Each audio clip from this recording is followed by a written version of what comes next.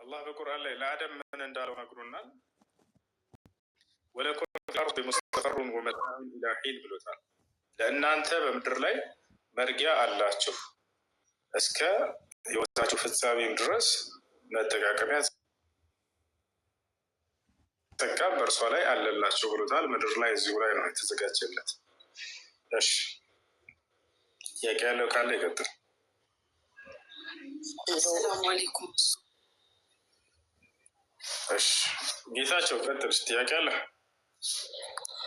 ሻሃዳ ማስፈልጌ ነው።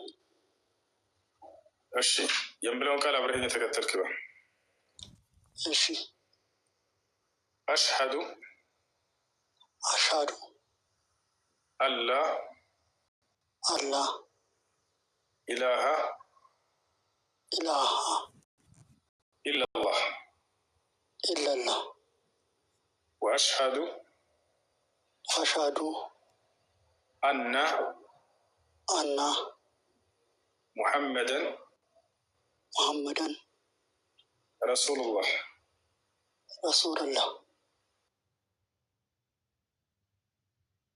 ሙስሊም ሆነሃል። አሁን ያልከው ቃል የሻሃዳ ቃል ወይንም የምስክር ቃል ይባላል።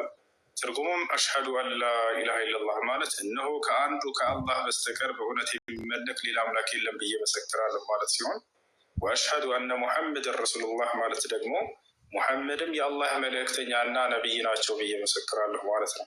ከዚህ በኋላ ሙስሊም ሆነሃል። ለአላህ ምስጋና ይገባው። አንድ ሰው ሙስሊም ሲሆን ጊዜ አላህ ምን ያደርግለታል ከተባለ በመጀመሪያ የሚያደርግለት በሰለመበት ቀን ያለፈውን ኃጢአቱን ሁሉ ይምርለታል። አላህ ይህን ቃል ሲገባ በቁርአን ላይ ምን ይላል? ቁል ሊለዚነ ከፈሩ ኢየንተሁ የግፈር ለሁም ማ ቀድ ሰለፍ ወኢን የዑዱ ፈቀድ መضት ሱነቱል አወሊን ይላል። ሙሐመድ ሆይ ለእነዚያ ለካዱኝ ባሪያዎቼ እንዲህ ብለህ ንገራቸው፣ ካሉበት ክህደት ቢቆጠቡና ወደ እኔ ቢመለሱ ያለፈውን ኃጢአታቸውን ሁሉ ምርላቸዋለሁ ንገራቸው ይላል። በሌላ ቦታ ላይ አምላካችን አላህ ስብሐነሁ ወተዓላ ምን ይላል?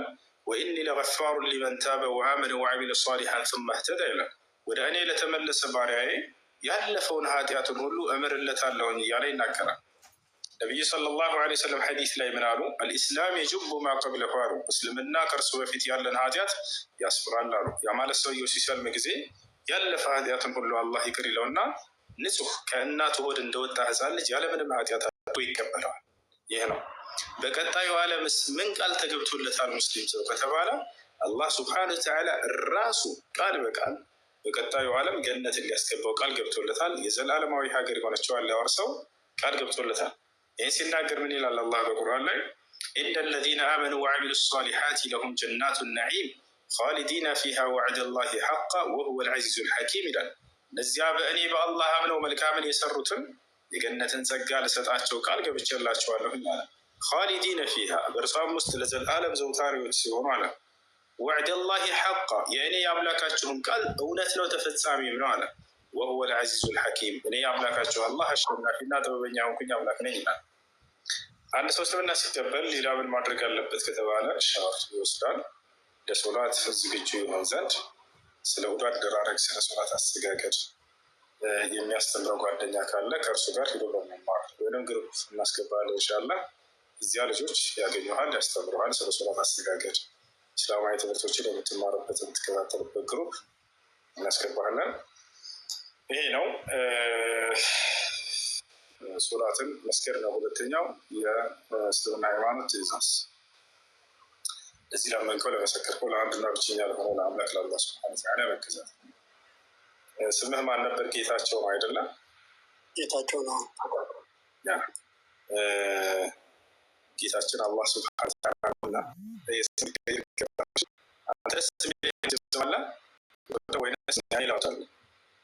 እኔ እንግዲህ ያው እሱ አንተ ይህ ቀላል ነገር አይደለም። ህይወቴን ስለቀየርከው የአንተን ስም ቢዝ ደስ ይለኛል።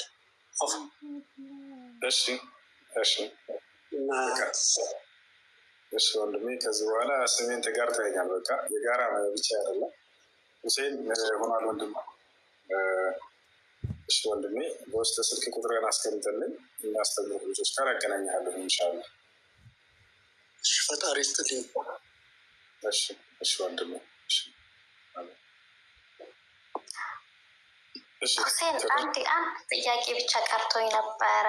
ከላይ ሚሴ ተጽፎልኝ ነበር አላየሁትም። አንድ እህታችን የትልቅ ሰውን ፓምፐርስ መቀየር ሀራም ይሆንብኛል ወይ ያለች ነው። አንድ እህታችን ነች ወይንስ ራስሽ ነሽ? ከታች ላይ ሚሴ ጥፋልኝ ነው እያስገቡኝ አይደለም። በአላ ልጅ ሚሴ ጥፋልኝ ወርጄ ተመልሼ ለምኜ ነው የገባሁት። ችግር የለም። ለማንኛውም ፓምፐርስ መቀየር ውዱእ ያስፈታል ወይ? በመጀመሪያ አስለን አይፈቀድም። የራሱ ቤተሰብ ነው ይህን መስራት ያለበት።